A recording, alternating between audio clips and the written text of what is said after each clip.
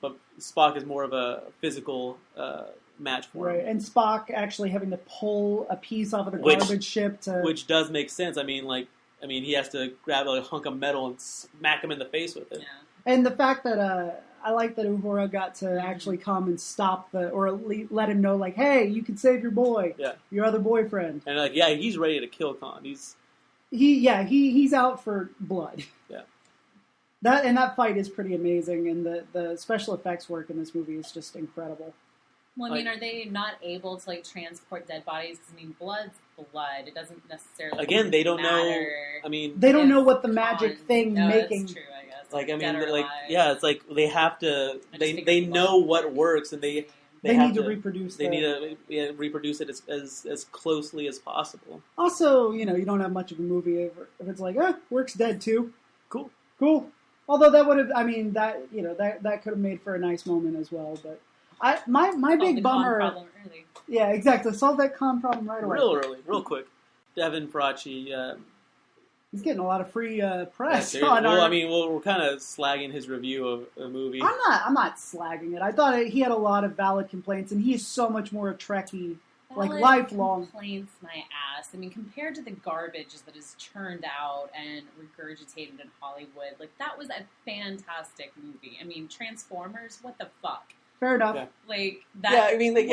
What the fuck? And it had things on its mind. If you're gonna go watch a big Hollywood blockbuster, you could do a lot worse than this. Yeah, definitely. A lot worse. But he threw shade on the chase scene. He's like, oh, you're gonna have a foot chase in a space movie. After a space movie, I'm like, dude, it's emotionally charged. Yeah, you're taking this it was fucking scene hot. Out of context, and it's sexy, you idiot. But I was down. I was hard the whole time. I didn't like I didn't like Spock screaming Khan. Yeah, I didn't think it really worked. Well, that was more a throwback to fans again. I think American culture, trying to reach everyone. That was probably the lowest level of fan service. Reaching out. Yeah, but again, I brought this up in the conversation that we had with Rob and Mary Beth.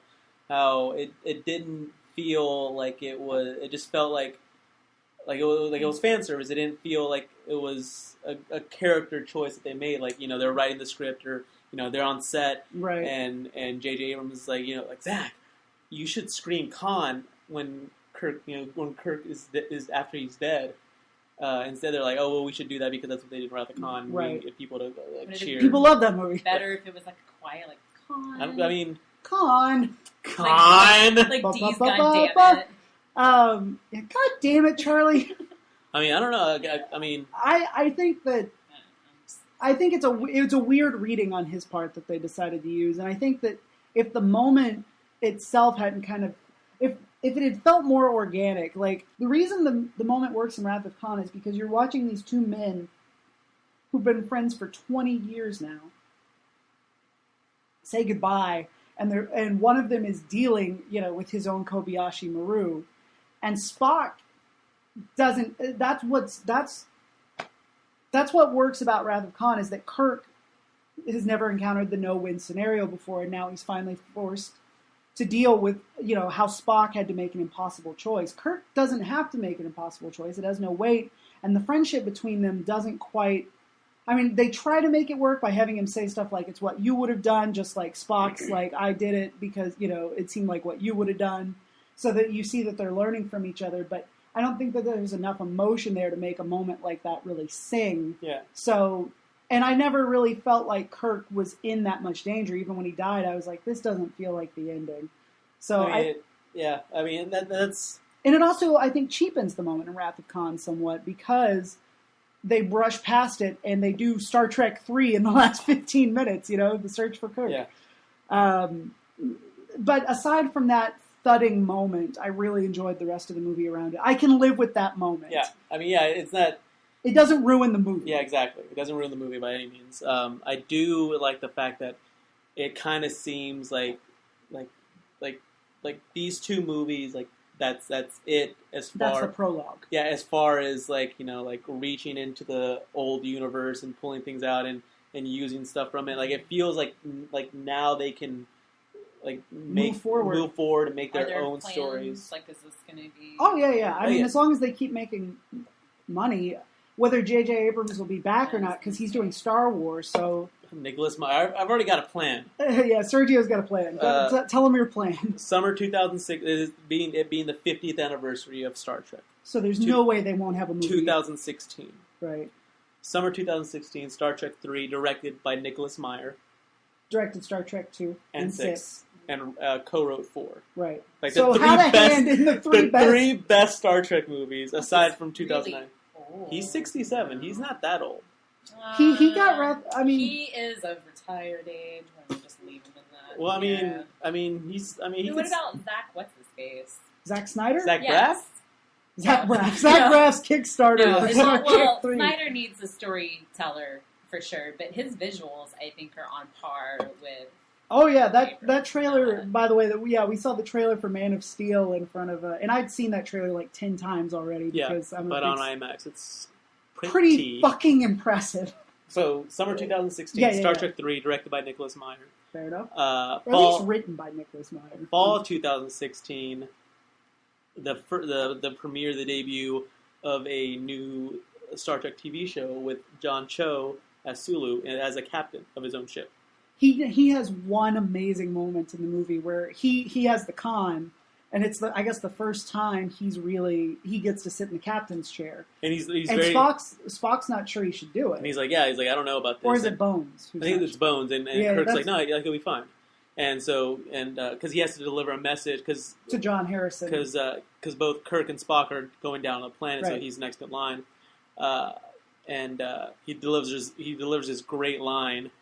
And Bones replies like, "Damn, do not test me, you will fail." Or something. And Bones like "Damn, don't make me remind me not to piss you off ever." Right. And then at the end of it, Sulu gets out of the chair, and Kirk's like, "Hard to give it up once you've had it." And he's like, "Kind of got used to it, yeah." And kind of hinting that right. That he will become a captain like he did in the Prime universe. And I think John Cho. I mean, I don't think his dance card is busy enough that the dude was on a TV show, Go On. Oh, which just got canceled.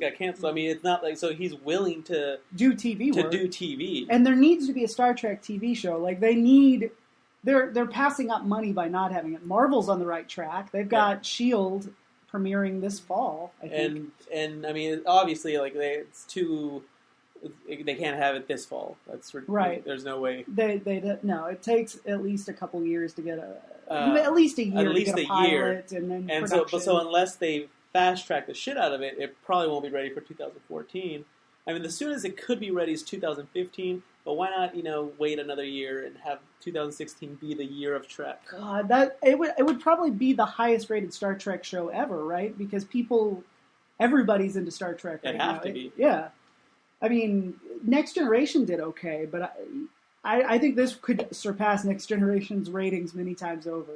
Yeah. Not that it would be a better show necessarily, just that it would have the audience. Paramount could make money with it. So. Well, and at this point, it's a TV show. It's a TV show. They could go more to the roots of Star Trek. Right, more exploration. Like the movies are kind of like what.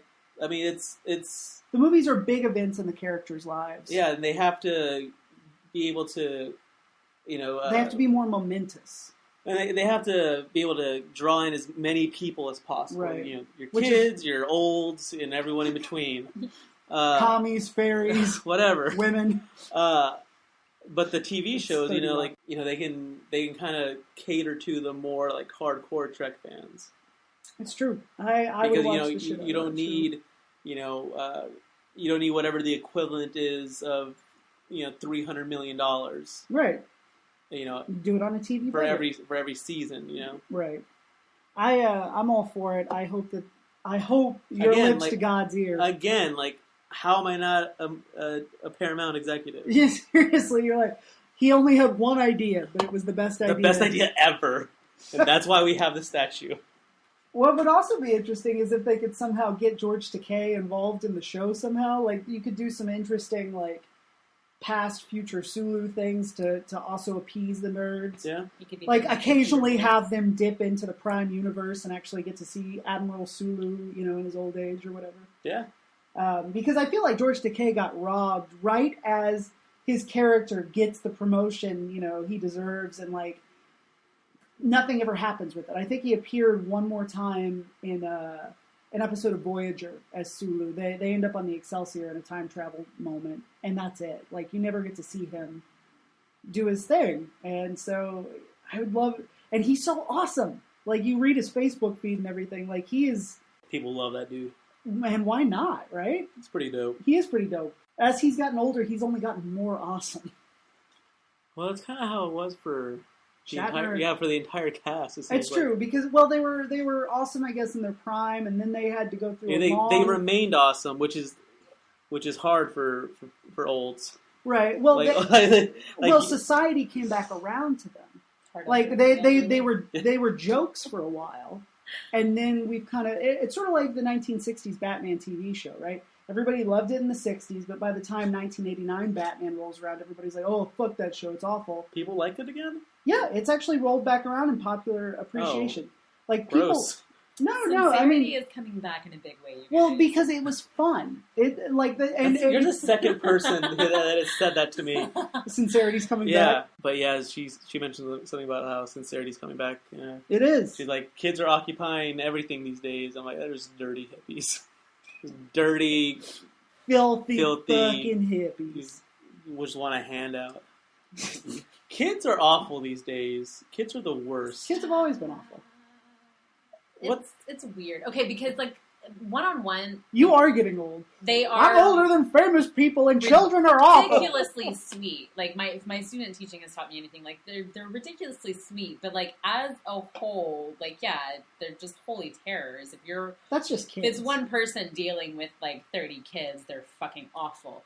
But if you're talking to them one-on-one, like by and large, they're pretty open-minded, pretty sweet, pretty curious.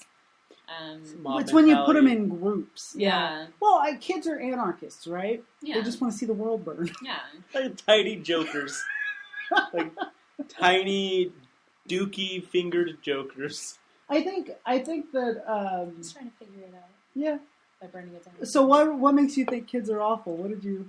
I don't know. I mean, I see a lot of awful behavior, but at the same time, I think about what we were like as teenagers, and we weren't bad, but I can remember us doing things in movies that make me want to murder someone now. Like what? I remember us sitting through the Skulls, that awful Joshua Jackson movie. We went to see it with Walter. I never saw that movie. Yes, you did. The Skulls with Joshua Jackson and Craig T. Nelson. I did not watch that. Yes, you did. I did? And afterwards, we went to a show at Laser Tracks. Maybe. We went to see it. No shit. And you Jump back. You and I did not watch that. Yes, we did. And we realized about 15 minutes in that it was terrible, so we just started MST3K'ing it right there in the theater, just quietly to each other. And Walter, years later, on, I think it was LiveJournal, took us to task for it because he'd been to a movie and some kids were doing the exact same thing. So he yelled at 16-year-old us for doing that. He's like, you guys shouldn't have done that. And I'm like, it was 3 years ago. Can't change it now, but thanks for the lecture, bro.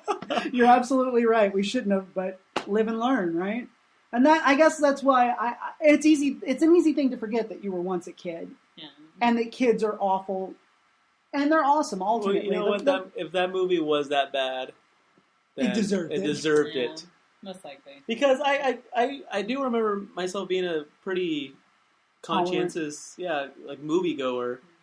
And that was because, I don't know, I would go to the movies a lot with my uncle. Right. And, shut the fuck up. You shut the fuck up, I will fucking end I you. will skin you. And see, that's the thing, is that kids aren't terrible, parents are fucking terrible right now. Because that's what it is. Kids are kids. We had, no bad kids, we bad had parents. somebody watching us bad at principal. some points, consistently, but I don't know if it's the economy's fault or what, but... Obama. Parenting is being let's left cut the up bullshit. to the public school systems at this point, and they're stretched pretty fucking thin. Yeah, it's a tough situation out there.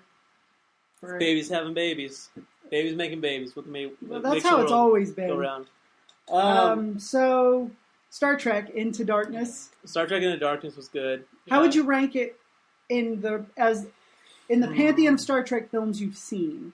So you've seen... I've seen all of them but 3. Oh, I'm talking to... you've